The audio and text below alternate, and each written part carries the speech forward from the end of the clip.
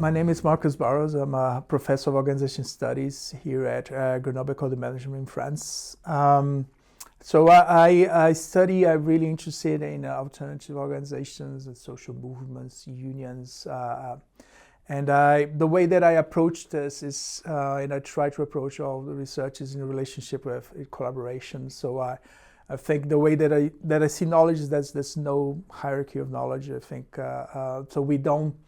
I don't go to the field thinking that I'm there to teach anyone about anything. I think people on the ground know what the issues are, know what the solutions are, know they've been there for sometimes decades. So I'm there to learn with them, I'm there to collaborate with them to create new knowledge that is applicable for them on the ground, not only academic knowledge.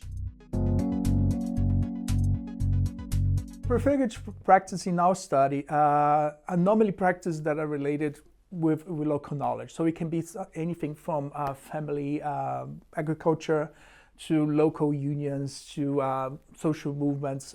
So what we study preferred practice is how this local knowledge needs to be supported by a structure. So preferred practice, the way that we see it in the past is that they created this bubble where you can develop different ideas, radical democracy, radical debate, etc.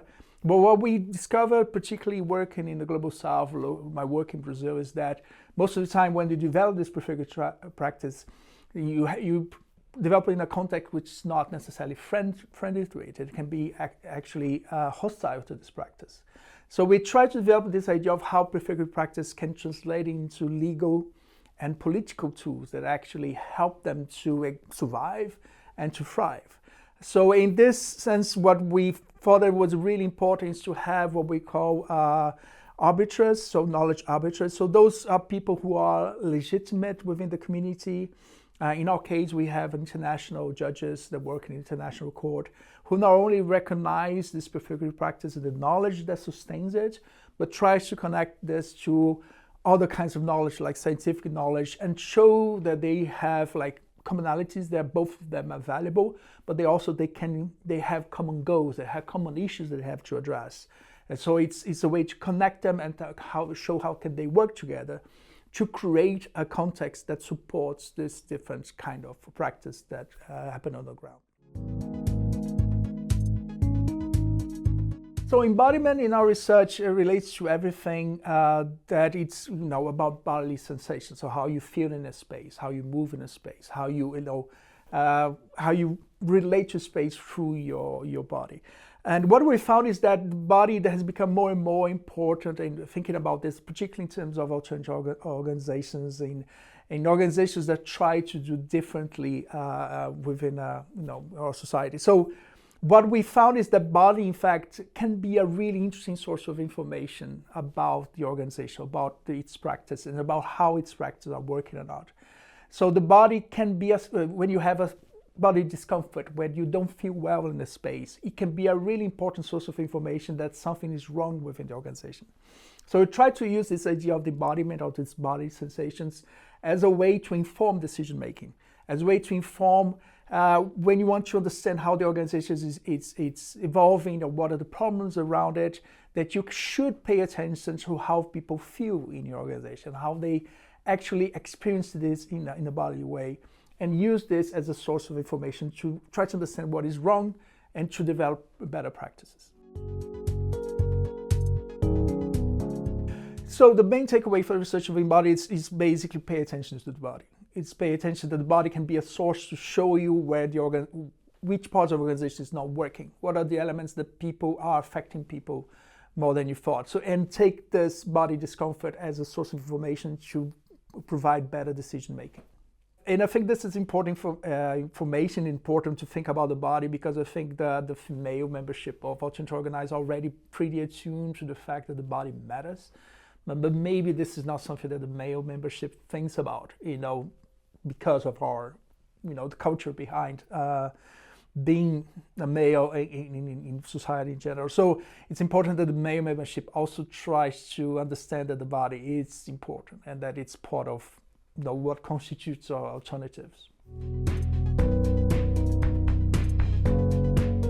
So our research on social media, democratic organizations, the basic motivation is that there's kind of these two visions of how these two interact. So in one way, we have people saying that social media can be great in terms of increasing participation, increasing access, more access to knowledge too. And others said that in fact, it just created chaos, that it was a tool that was extremely problematic for democratic organizations. So we try to understand which one in fact was true. When what we find is that there's what we call a process more of monstrification. So monstrification relates to monsters. So for instance, when you have those trolls normally we're seeing this as initially as problematic individuals. So we tend to look at it from the individual side.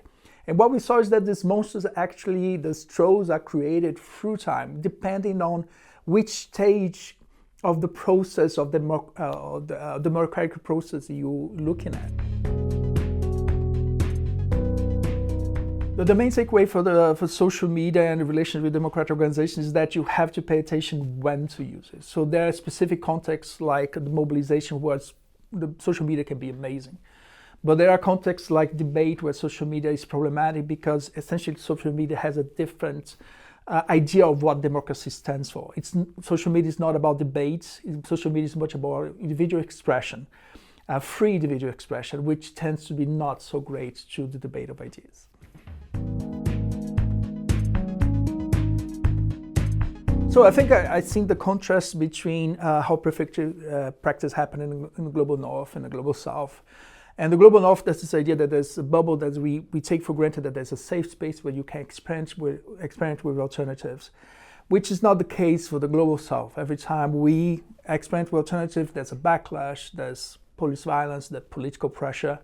And I think the main takeaway is that you cannot take for granted that you're always going to have this safe space, that you always have the context that supports you. So you have to make sure that you guarantee that you fight for a context, for political, legal context that actually are supportive of you experimenting with different alternatives.